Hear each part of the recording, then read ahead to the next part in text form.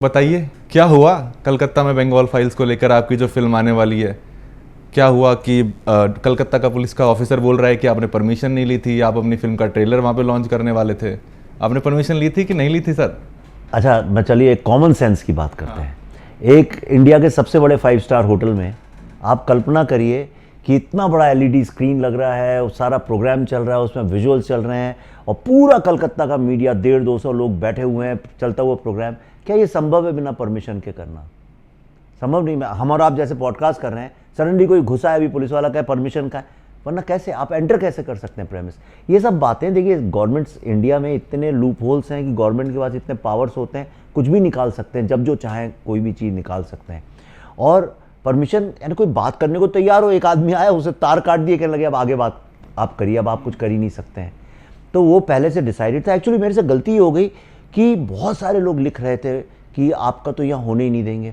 हमको मल्टीप्लेक्स जिसमें हम कर रहे थे पहले वो कैंसिल किया गया। जैसे ही मैं एयरपोर्ट पे उतरा मुझे पता चला वो कैंसिल हो गया है। हमने दूसरे मल्टीप्लेक्स से कांटेक्ट किया, वो कैंसिल हो गया। उनने बोला कि सर हम पॉलिटिकली सर्वाइव नहीं कर पाएंगे यहाँ पे अगर हमने दिखा दिया तो और यही यहाँ होटल के साथ हुआ, सेम थिंग। और उसके बाद मेरे को वही जो टॉप अथॉरिटीज़ ने मना किया था, मैंने मुझे किसने कहा है, तो बोला टॉप अथॉरिटी। उसी रिलायबल सोर्स ने फिर मुझे बताया कि they had a problem with couple of things in the trailer और इसलिए उसको बंद किया गया। मैं 1946 में कलकत्ता में जो राइट्स हुए थे उसको लेके बनाई गई है। कुछ लोग कहते हैं आप ऐसी पोलराइजिंग फिल्में बनाते हैं जिससे हिंदू मुस्लिम में डिवाइड है वो ज़्यादा बढ़ता है। अगर कुछ जख्म है वो भर गए हैं या वो वहीं पे हैं, आप उन्हें बार बार कुरेदने का काम करते हैं। आपको लगता है जख्म भर गए? तो पहलगाम क्यों हुआ, मुर्शिदाबाद क्यों हुआ? हर दिन हिंदुस्तान की हर टीवी चैनल पे हिंदू मुस्लिम डिबेट क्यों होती रहती है अगर भर गए तो? राइट? मैं पोलराइज करता हूँ। अगर आप सोसाइटी में प्रॉब्लम बंद कर दीजिए, मैं पोलराइजेशन फिल्म पे नहीं बनाऊंगा। जब सोसाइटी ही पोलराइज्ड है, एज अ स्टोरी टेलर मेरा काम है ये बताना कि सोसाइटी में क्या चल रहा है। सती प्रथा जब होती थी तो लोग उस पर कहानियाँ लिखा करते थे। आज कास्ट बेस पे फिल्म बनती है क्योंकि फॉल्ट लाइन है हमारी। तो ये फिल्म बनाने का मकसद ये था। मैं एक आपको बात बताना चाहता हूँ कि इंसान की जो हिस्ट्री है 4-5 हज़ार साल की ह्यूमंस की, उसमें सबसे ज़्यादा परसिक्यूटेड और एनस्लेव्ड अगर कोई सोसाइटी है वो हिंदू सोसाइटी है। करेक्ट? लेकिन ये हिंदू जनरेशन, यंग जनरेशन को नहीं पता है। आपको एक भी ज्यू बच्चा ऐसा नहीं मिलेगा जिसको होलोकॉस्ट के बारे में नहीं पता। आपको एक भी ब्लैक बच्चा नहीं मिलेगा जिसको स्लेवरी के बारे में नहीं पता। आपको एक भी ऐसा जैपनीज बच्चा नहीं मिलेगा जिसको हिरोशिमा और नागासाकी के बारे में नहीं पता। आपको रवांडन बच्चा ऐसा नहीं मिलेगा जिसको रवांडन जेनोसाइड के बारे में नहीं पता। लेकिन हिंदू बच्चों को अपने ही हिस्ट्री के जेनोसाइड के बारे में नहीं पता। आपने भी अभी जैसे बोला, आपकी गलती नहीं है, मैं भी यही बोलता था ये फिल्म बनाने के पहले कि वो कलकत्ता में जो राइट्स हुई थी वो राइट्स नहीं थी, वो जेनोसाइड था। प्लैंड जेनोसाइड था? यस, प्लैंड अनाउंस जेनोसाइड था बाय मुस्लिम लीग जिन्ना ने एक कॉल किया कि देखो प्रॉब्लम क्या था, डायरेक्ट एक्शन का कॉल किया जब पार्टीशन नहीं हो रहा था। एंड ही सेड कि इतना खून बहा दो सड़कों में कि डर के मारे ये लोग हमको पाकिस्तान दें। कलकत्ता उस वक्त कल्चरल कैपिटल थी, एक इंडस्ट्रियल कैपिटल थी वर्ल्ड की, इंडिया की नहीं। कलकत्ता बहुत इंपॉर्टेंट सिटी थी, लेकिन कलकत्ता में Hindu Muslim population marginally Hindu ज़्यादा थे। सो सुहरावर्दी जो वहाँ का चीफ मिनिस्टर था, उसने शहीद मीनार से अनाउंस किया 16 अगस्त को। 16 अगस्त रमज़ान का 8वां दिन था और उसने कहा आज के दिन बैटल ऑफ बद्र हुई थी। इस दिन 313 मोहम्मद साहब के साथ 313 लोगों ने बुत परस्त जो काफिर लोग हैं, बुत परस्त जो लोग हैं, उनको हराया था। हज़ारों की तादाद के लोग थे। तो उसने बोला कि इतना 2 दिन में इतना खून बहा दो कि डेमोग्राफी चेंज हो जाए, हमारी पॉपुलेशन बढ़ जाए। That was a declared thing. उसके पैम्फलेट्स रिकॉर्डेड, हमारी फिल्म देखिएगा आप, सब चीज़ें ओरिजिनल हैं। पैम्फलेट्स रिकॉर्डेड है, उसकी स्पीचेस रिकॉर्डेड है, उसके डॉक्यूमेंट्स रिकॉर्डेड हैं।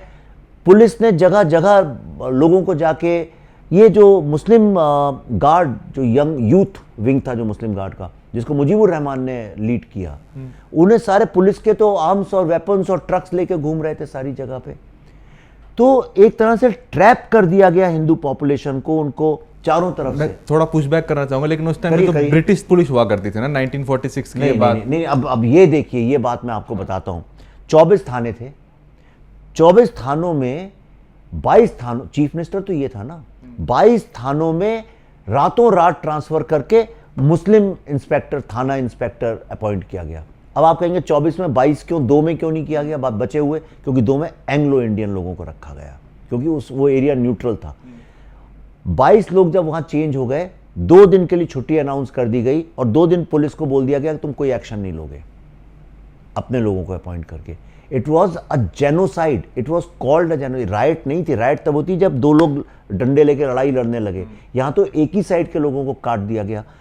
कलकत्ता की सड़कें कंकालों से, स्केलेटन से भरी हुई हैं, उसके ऊपर वल्चर्स उनका वो खा रहे हैं, फ्लैश खा रहे हैं, और ये टाइम और लाइफ मैगजीन जो वर्ल्ड की नंबर 1, उनकी फोटोग्राफ्स हैं। तो इसमें आप क्या कहना चाहते, बस हिंदू लोगों की मृत्यु हुई थी और कितने मरे थे?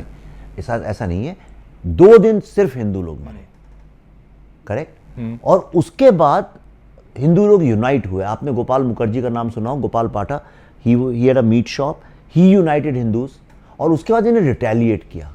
और यूनिटी की ताकत भी देखिए आप, जब उनने रिटेलिएट किया तो उसके बाद फिर सोहरावर्दी हैड टू अनाउंस कि हम इसको बंद करते हैं, और उसका बदला लेने के लिए इनने नोआखली में जेनोसाइड किया। वो तो आपने पढ़ा होगा, नोआखली जेनोसाइड। गांधी जी आज़ादी के दिन वहीं थे, राइट, यानी 6-7 महीने रहे वहाँ पे उनने किया। तो जब इतना ब्लड शेड हुआ, थक हार के फिर कांग्रेस, हिंदू कांग्रेस बोलते थे उसको, मुस्लिम लीग और हिंदू कांग्रेस। तो हिंदू कांग्रेस, देखिए कितनी विडंबना है, जिसको हिंदू आज कांग्रेस बोलते थे, आज वो मुस्लिम्स के अपीजमेंट के लिए उसको जाना जाता है। ये that's how political cycle changes. तो हिंदू कांग्रेस ने थक हार के, डर के मारे, फिर ultimately they agreed to partition. ये नेहरू जी ने 1962 में एक इंटरव्यू में भी बोला है।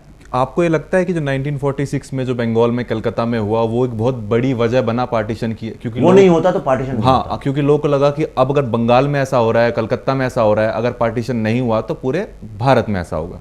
वो चालू ही हो गया था। लेकिन अगर डायरेक्ट एक्शन डे नहीं होता तो मेरा तो 100% ऐसा कन्विक्शन है कि शायद पार्टीशन भी नहीं होता।